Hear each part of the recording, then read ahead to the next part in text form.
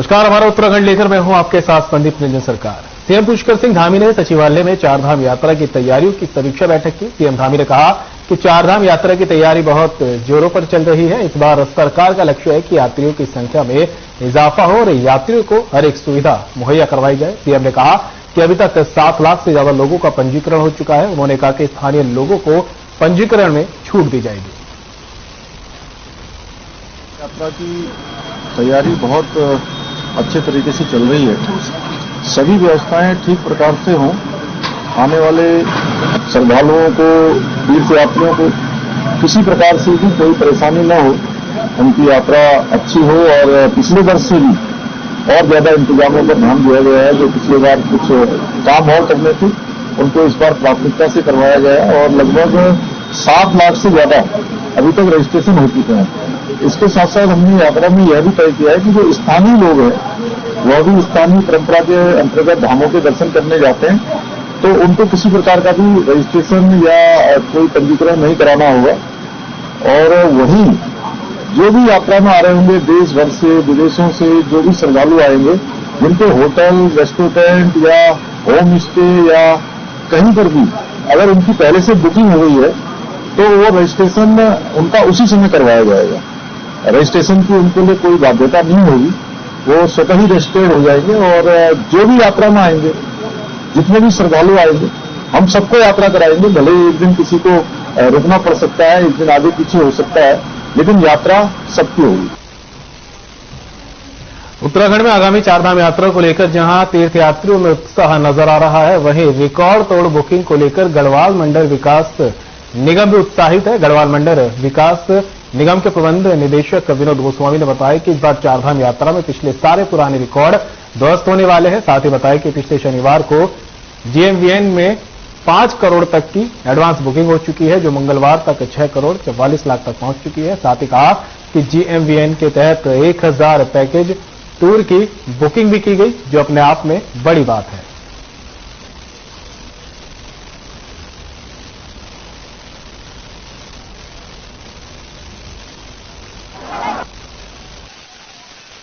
गढ़वाल मंडल विकास निगम के द्वारा जो अभी तक विभिन्न गेस्ट हाउसेज में और पैकेज टूर के माध्यम से जो बुकिंग हुई है, वो बहुत ही उत्साहजनक है। जैसा कि शनिवार तक का वो 5 करोड़ के आसपास थी, अभी लास्ट 2 दिनों में लगभग 1 करोड़ और बढ़ी है, 1.5 करोड़ और बढ़ी है। अभी हम 6 करोड़ 44 लाख रुपए के लगभग का बिजनेस कर चुके हैं और अभी चारधाम प्रारंभ होने में लगभग 25 दिन हैं, तो ये और बढ़ेगा।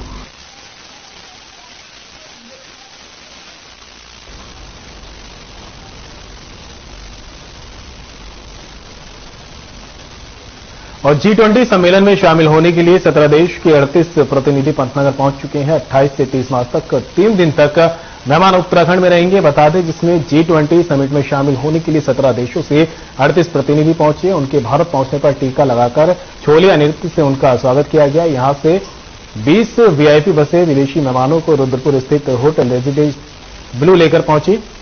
G20 समिट में शामिल होने के लिए कुल 38 प्रतिनिधि शामिल होंगे। पंतनगर एयरपोर्ट के बाहर आने पर मेहमानों को तिलक लगाकर उत्तराखंड की टोपी पहनाई गई। इसके बाद छोले नृत्य से उनका स्वागत किया गया।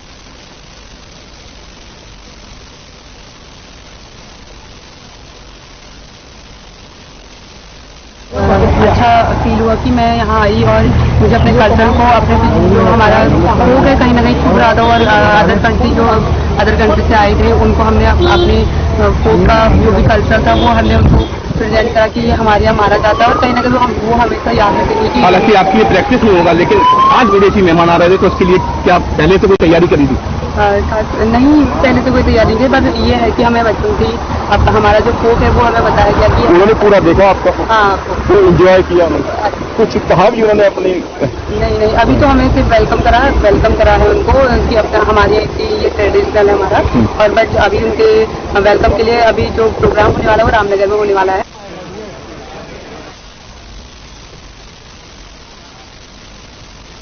रामनगर में आयोजित होने वाले G20 सम्मेलन में 38 विदेशी मेहमानों का डेलीगेशन पंतनगर एयरपोर्ट पर पहुंच चुका है, जिसमें रूस के 4, नाइजीरिया से 2, कोरिया से 1, अमेरिका से 2, ब्राजील से 1, चीन से 2, यूनाइटेड किंगडम से 5, जापान से 1, फ्रांस से 3, इटली से 2, साउथ अफ्रीका से 3, स्पेन से 1, ऑस्ट्रेलिया से 1, नीदरलैंड से 2, यूरोप यूनियन से 2, सऊदी अरब से 4, कनाडा से 2 मेहमानों का डेलीगेशन पहुंचा। G20 सम्मेलन में शिरकत करने के लिए विदेशी मेहमानों का डेलीगेशन पंतनगर पहुंच गया है।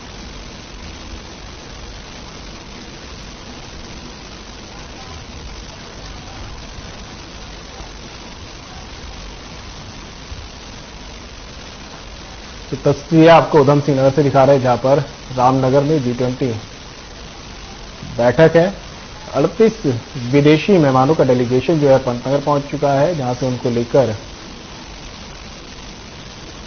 G20 के लिए पहुंचाया गया और उनका स्वागत बड़े ही जोरों शोरों से किया गया। अलग अलग देशों से 38 विदेशी मेहमान जो हैं शामिल होने के लिए पहुंचे हैं और पंतनगर एयरपोर्ट पर पहुंचे तो उनका भव्य स्वागत किया गया। तस्वीरें देख सकते हैं किस तरह से जो है उनका जोरदार स्वागत किया गया है और उसके बाद गाड़ियों से उन्हें गंतव्य तक ले जाया गया।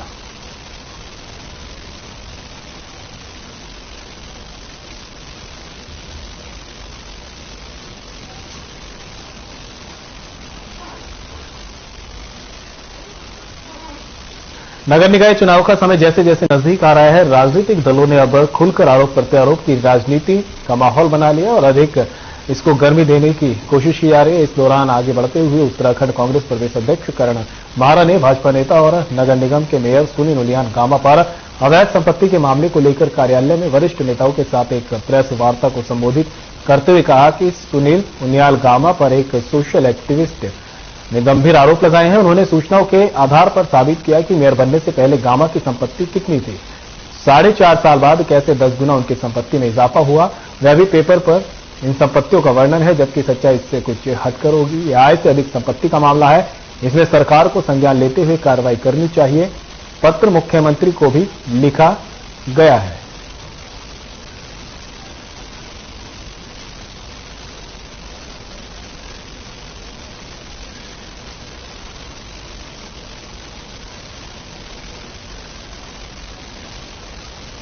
जैसे जैसे अब चुनाव नजदीक आ रहे हैं वैसे वैसे आरोप प्रत्यारोपों का दौर भी तेज हो गया है। करण माहरा ने प्रेस कॉन्फ्रेंस की है और यहां पर कई गंभीर आरोप भी लगाए हैं। साथ ही कहा कि अब सरकार को निष्पक्ष तरीके से इस मामले में जांच करनी चाहिए। उन्होंने बताया कि मामला आय से अधिक संपत्ति से जुड़ा हुआ है।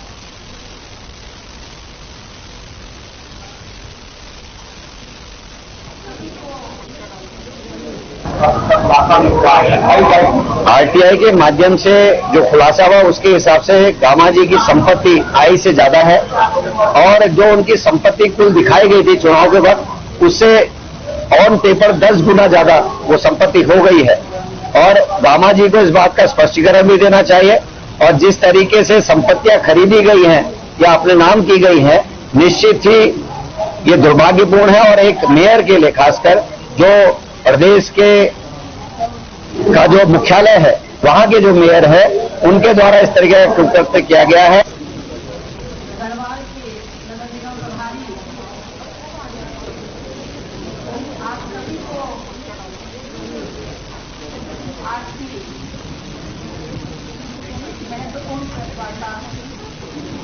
जनपद चमोली के विकासखंड पोखरी के मिनी स्टेडियम में सरकार जनता के द्वार के तहत बहुउद्देशीय शिविर और चिकित्सा शिविर का आयोजन किया गया, जिसका उद्घाटन उप जिलाधिकारी संतोष पांडे और मुख्य अतिथि नगर पंचायत अध्यक्ष लक्ष्मी प्रसाद पंत ने संयुक्त रूप से किया है। वहीं इस मौके पर अधिकांश समस्याओं को तुरंत ही निस्तारित किया गया। इस दौरान खंड विकास अधिकारी राजेंद्र बिष्ट के द्वारा 16 लोगों को प्रधानमंत्री आवास का स्वीकृति प्रमाण पत्र वितरित किया गया।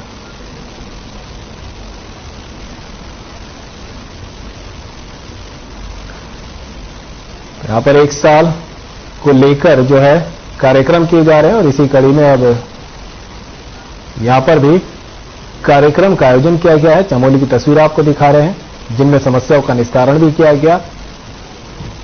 चमोली की तस्वीर आपके सामने जहां पर चिकित्सा शिविर का आयोजन किया गया है और इसमें उप जिलाधिकारी ने शिरकत की, साथ ही कार्यक्रम का उद्घाटन भी किया।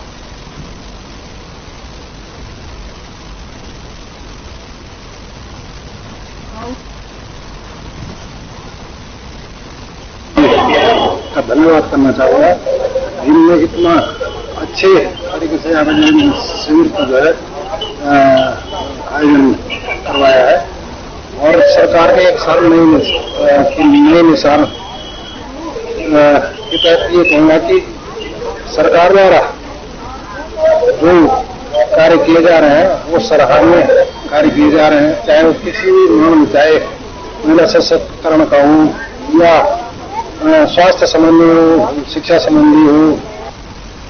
राज्य सरकार द्वारा जो 1 वर्ष का सफलतापूर्वक अपना कार्यकाल पूर्ण किया गया है, तो उसकी उपलब्धियां और उसके द्वारा किए गए अच्छे कार्यों के मद्देनजर इस बहुउद्देशीय शिविर का आयोजन यहाँ पोखरी तहसील मिनी स्टेडियम में चमोली में किया गया है।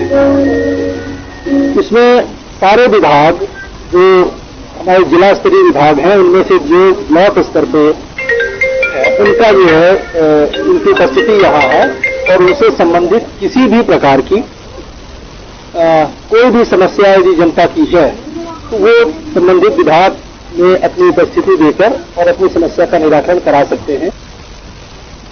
और खबर रुड़की से है, जहां रामनगर में 1 साल नई मिसाल सरकार आपके द्वारा शिविर का आयोजन किया गया, जिसे बीजेपी विधायक प्रदीप बत्रा ने बताया कि सरकार का लाभ जनता के द्वार तक मिले। इस दौरान रुड़की मजिस्ट्रेट अभिनव शाह और जिलाध्यक्ष शोभाराम प्रजापति भी शिविर में मौजूद रहे। बता दें कि शिविर में भागे कैंप लगाए गए, चाहे वे पानी की समस्या के हों या फिर लाइट की समस्या के।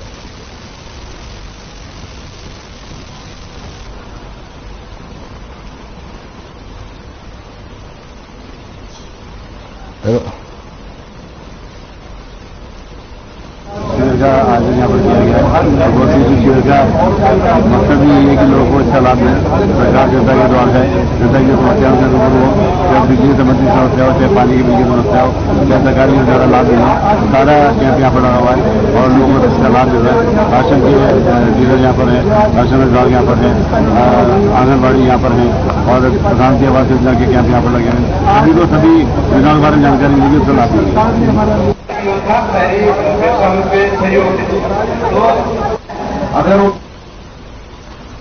और अब खबर चंपावत के टनकपुर से है, जहां जिलाधिकारी नरेंद्र सिंह भंडारी ने टनकपुर तहसील सभागार में मेले की व्यवस्था देखने वाले सभी विभागों के वरिष्ठ अधिकारियों और मेला समिति के सदस्यों के साथ बैठक की। बैठक में मेला क्षेत्र में खतरनाक स्थानों पर फेंसिंग लगाए जाने और सफाई व्यवस्था से संबंधित निर्णय लिए गए। जिलाधिकारी नरेंद्र सिंह भंडारी ने मीडिया को जानकारी देते हुए बताया कि मेला क्षेत्र में हो रही दुर्घटनाओं के समाधान के लिए बैठक की गई है।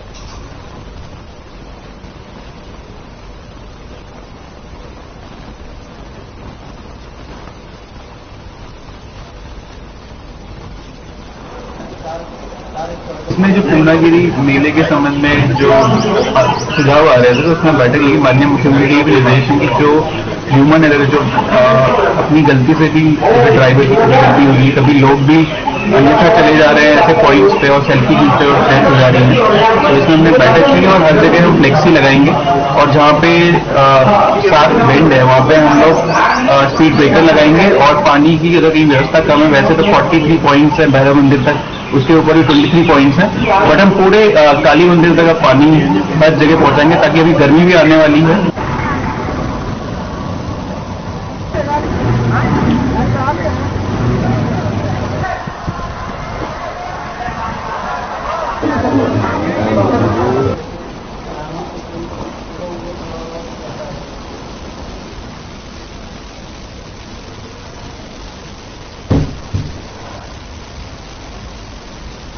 प्रदेश में आईएएस अधिकारियों के प्रमोशन को लेकर सचिवालय संघ ने सवाल उठाया है। बता दें, सचिवालय संघ के अध्यक्ष दीपक जोशी का कहना है कि निर्धारित समय के पहले ही प्रदेश में आईएएस अधिकारियों का प्रमोशन किया जा रहा है। उन्होंने बताया कि 8 आईएएस अधिकारियों का निर्धारित समय के पहले ही प्रमोशन कर दिया गया है। सचिवालय संघ के अध्यक्ष का यह भी कहना है कि वे इसकी शिकायत मुख्यमंत्री से करेंगे कि आखिर अधिकारियों का प्रमोशन निर्धारित वक्त से पहले क्यों किया जा रहा है।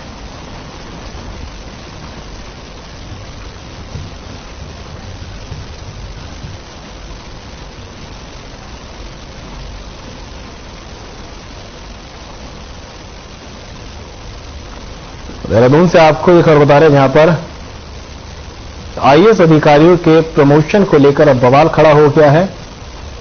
आरोप लगाए जा रहे हैं कि नियमों की अवहेलना के तहत निर्धारित समय से पहले प्रमोशन किया जा रहा है। और जिन्होंने आरोप लगाए हैं उनका कहना है कि अब वो सीएम पुष्कर सिंह धामी से भी इसकी शिकायत करेंगे कि आखिर कैसे समय से पहले इन आईएएस अधिकारियों के प्रमोशन किए जा रहे हैं।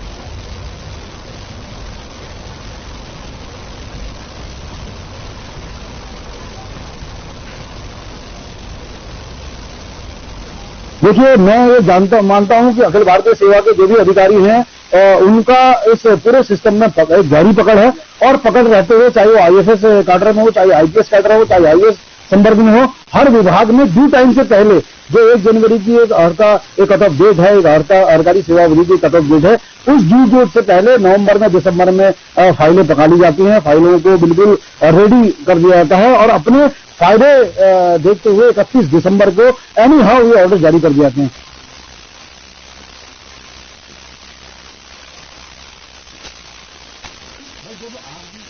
मैनुअल में लिखा है, आपको सरकारी वाले पूछोगे कैसे भी दिसंबर में आपने करा दिया अपना बताओ, बड़ा मुंह के लिए इसको भैया ये तो लेमन आदमी।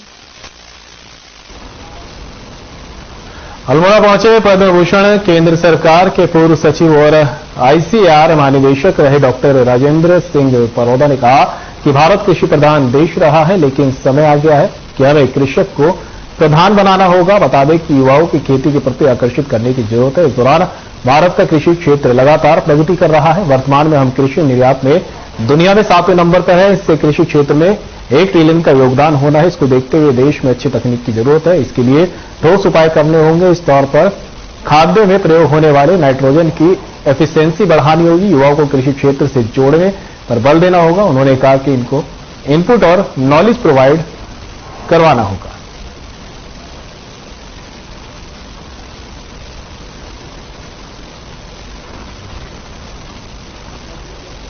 कृषि अनुसंधान का जो हमारा ढांचा बना है वो एक बहुत सुदृढ़ ढांचा है और देशों से कंपैरिजन में हम बहुत आगे बढ़े हैं। हमने हरित क्रांति के अलावा श्वेत, पीली, नीली और अब तो हम इंद्रधनुष क्रांति की बात कर रहे हैं। 5 ट्रिलियन की जो इकोनॉमी की बात हो रही है तो उसमें 1 ट्रिलियन इकोनॉमी जो है वो कंट्रीब्यूट एग्रीकल्चर करेगी। अपने अवेलेबिलिटी में जैसे सोयाबीन की जो तरफ जाना है और उसके बाद में जो है मटर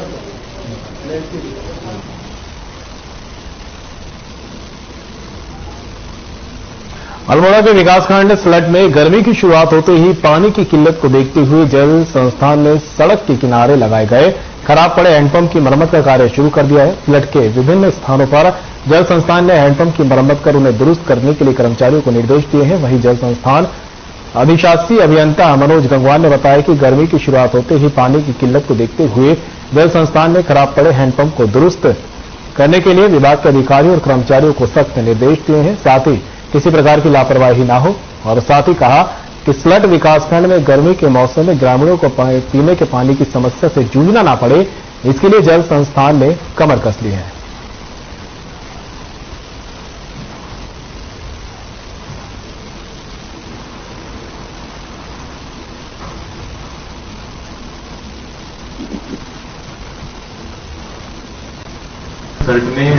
सर्ट के लिए आपका जो क्वेश्चन पूछा गया उसके संबंध में बताना चाह रहा हूँ कि जैसे जैसे हमें कहीं से शिकायत प्राप्त होती है हैंडपंप खराब होने की, तत्काल जो है विभाग द्वारा टीम प्रेषित करके उसको ठीक कराया जा रहा है और विभाग द्वारा फ्रेंडली परीक्षण किया जा रहा है। जो रोड के किनारे जो हैंडपंप लगे हुए हैं उनको अपनी स्तर से चेक करा दो, उनको मरम्मत कराया जा रहा है। और साथ ही साथ विकासखंड सर्ट जो एक पेयजल समस्याग्रस्त क्षेत्र है उसके लिए विभाग ने गरीबों के लिए टैंकर की भी व्यवस्था कर ली गई है। जैसे जैसे दिक्कत होगी तो टैंकर द्वारा भी पेयजल उपलब्ध कराया जाए।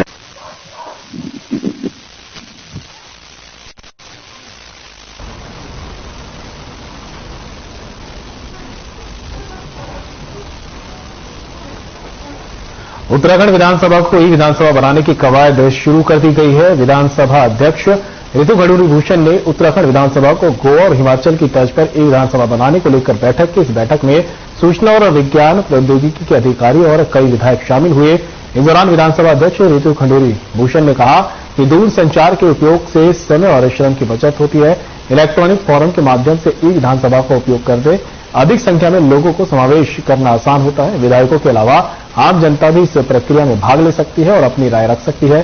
साथ ही उन्होंने कहा कि विधानसभा बनाने के कागजों की बचत होगी। विधानसभा के कार्यों में बहुत से दस्तावेजों का उपयोग किया जाता है जिनका काफी खर्चा आता है, लेकिन ई विधानसभा के माध्यम से दस्तावेज इलेक्ट्रॉनिक रूप से उपलब्ध हो सकते हैं।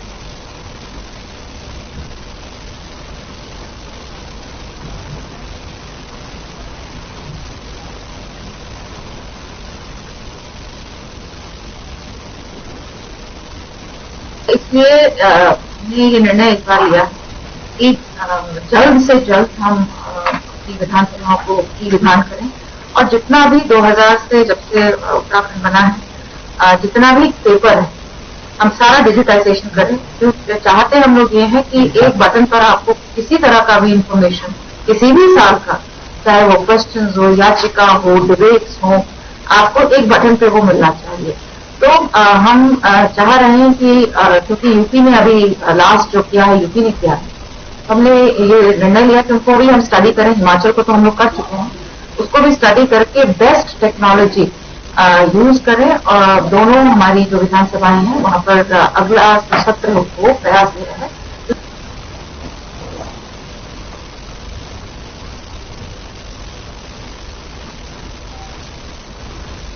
नेता प्रतिपक्ष यशपाल आर्य ने सरकार पर सवाल उठाते हुए कहा कि एक ओर किसान पहले सूखे और अब बारिश और अब ओलावृष्टि से बर्बाद हो चुका है, दूसरी तरफ सरकार को G20 के अलावा कुछ दिखाई नहीं दे रहा।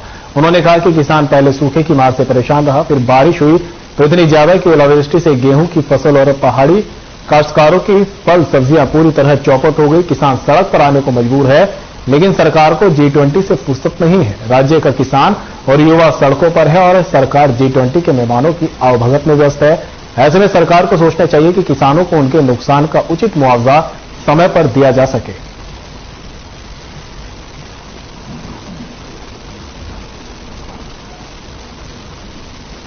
कि सूखे की चपेट में पहले प्रदेश के किसान बागवान रहे हैं, अब बारिश की मार से गेहूं की फसल, जो हमारे बागवानों की जो फल हैं, वो सब सब्जियां हैं, सब तबाह हो चुकी हैं। लेकिन सरकार इस वक्त तो खुद ले ली रही, न कोई सर्वे हो रहा है। हाँ, G20 में ये लोग लगे हुए हैं, मेहमानों की आवभगत में लगे हुए हैं और यहाँ का किसान, यहाँ का नौजवान सड़कों पर उतरने को बाध्य है।